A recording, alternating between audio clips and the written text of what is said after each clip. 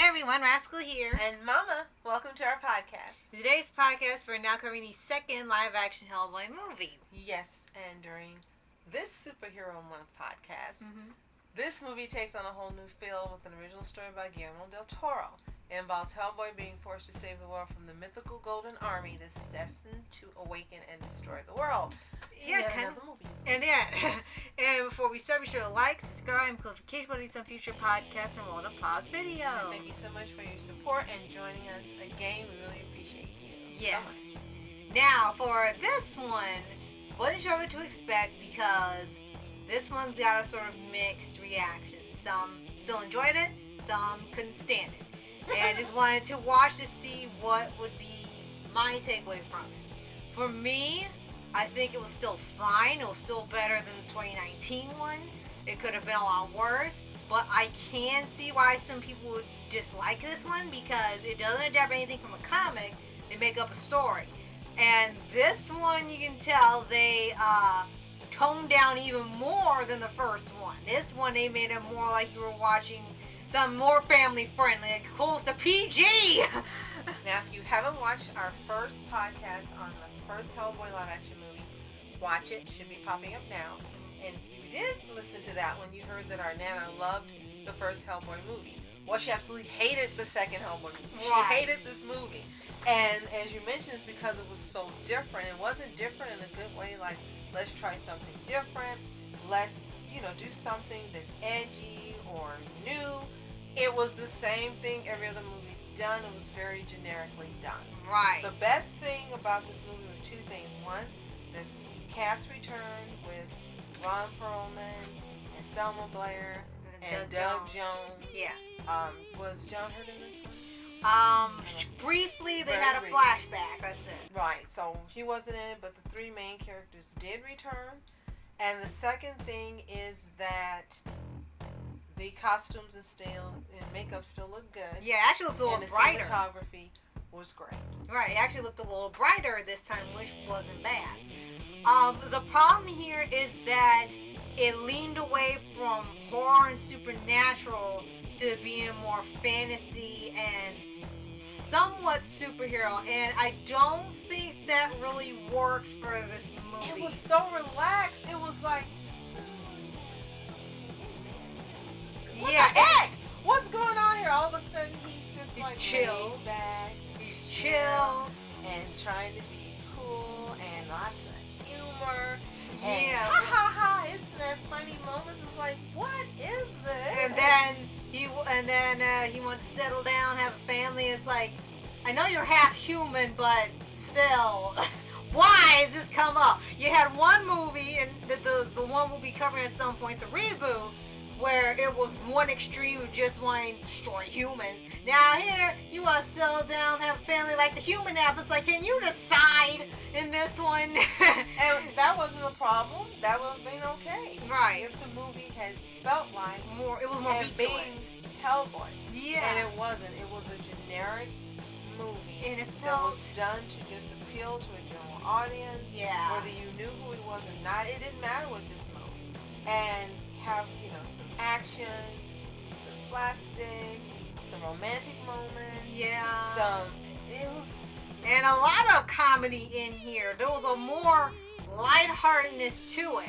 And I think I know why. Because at a certain point in here, remember, this is an original story. This is not based off from the comic. They have another problem. Right. And they have, monsters and ghouls and all that.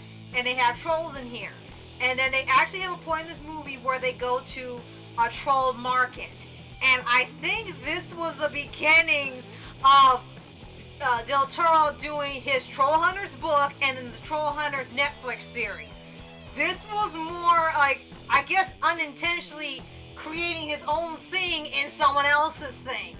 Because when we watch him like, this is why it feels off. This was how Troll Hunters feels. And the bad part about this, you're sitting and thinking, what was wrong with the studio? You have all this fantastic content in these omnibuses and these comics, and things that could have been the focus and the story for the movie. No, we don't want that. Let's do something original. There really isn't Hellboy. Right. And all these books are written now, and the franchise is still going. even now there's plenty to get from. And even the time this was made, just like 2 years later, there's still plenty of stories to do. You had 11 other books, some short stories, and spin-offs, so you could have done any number of those. Yep. And rarely do they have a point where they get an original story that wasn't a comic, but they made it feel so much like it that you could consider it canon. Rarely does that happen like it did at one point with the original Star Wars. Here it was just like, no, you can just take it or leave it at this point. So in this one, like we said, it's about preventing the Golden Army from awakening. And here they had a sort of, they had fairies in here, but they were hideous looking fairies. They had elves, I think, really, really pasty white elves. And it was a brother and sister villain duo this time, and the brother wanted to take over the throne. And I will say, at least the actors for the new characters performed well. When they're supposed to be over the top, it was on purpose, so at least they were convincing most of the time. Sure.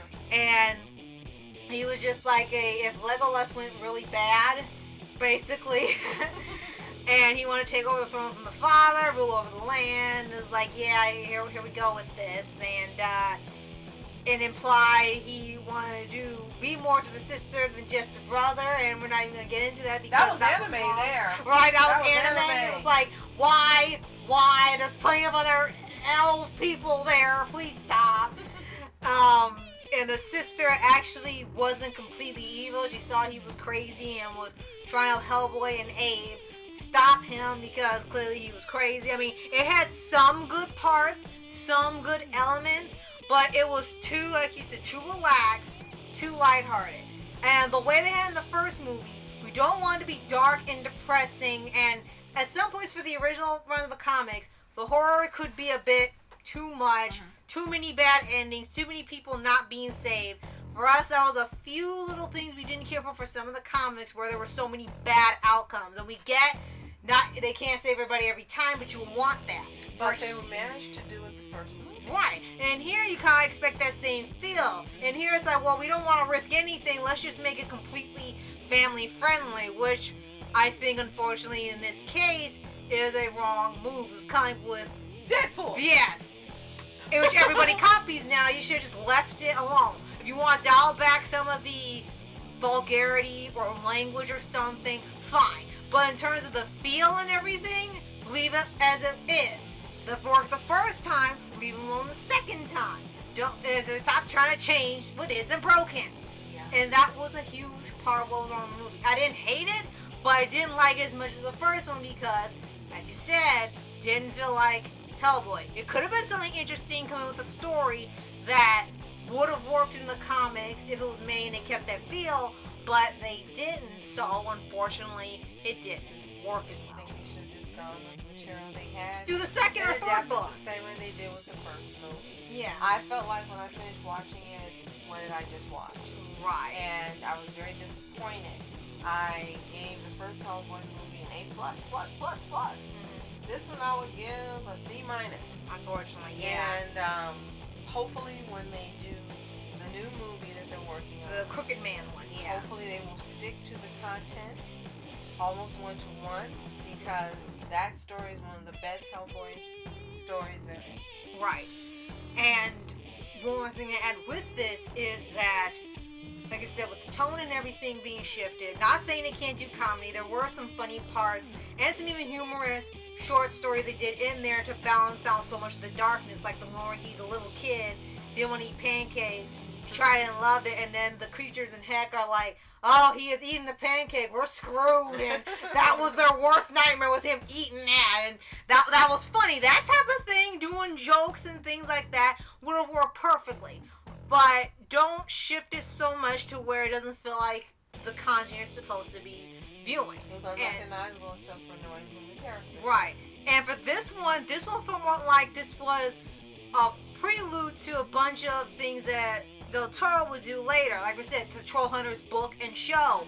There was things for the Pinocchio stop motion movie. There were things for The Shape of Water. There were lots of like foreshadowing for all these other movies he ended up doing later, and that was probably the most interesting thing to come out of it Was that like, there's this movie, there's that show, there's this movie? Like, this is more of what's to come way down the line for his filmography. Absolutely. So if you've seen Hellboy 2, oh boy. could have been a little more creative with the title as well. Alright. Let us know what you think in the comments below. Did you love it? Did you dislike it? Did you think it was mad? We really want to know. Do you disagree? Tell us why in the comments. Yes. If you haven't already, subscribe for updates with your favorite anime series, anime shows, and all things animation. And thank you for continuing to join us for Superhero Month, where you get a new video Monday through Saturday each week of the month of July. Yes. So, thank you so much for watching Mask Entertainment. And I'm Mom Entertainment. Have a toontastic day. Peace.